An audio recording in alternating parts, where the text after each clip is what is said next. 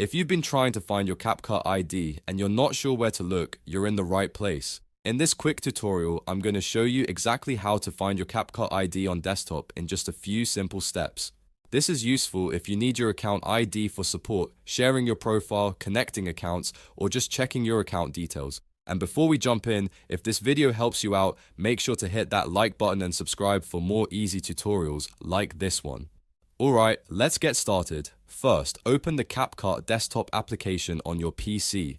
Make sure you're signed into the account you want to check because the ID shown will belong to that specific profile. Once CapCut opens, you'll land on the home dashboard. From here, look toward the top left corner of the screen. In the top left area, you should see your profile picture or a user icon. This is usually where CapCut stores your account information.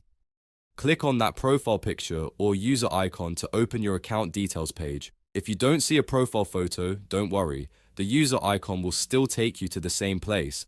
After you click it, CapCut will bring up your profile information. On this page, your unique CapCut ID will be displayed. This is the identifier tied to your account, and it's the one you'll want to copy or note down if someone asks for it. If you need to use it for support or account-related tasks, take a moment to double-check that you're viewing the correct account before you share anything. That way, you avoid sending the wrong ID by mistake.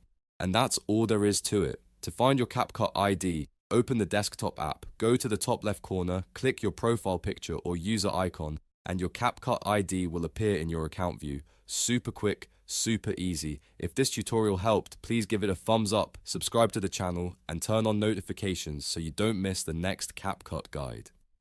Thanks for watching, and I'll see you in the next video.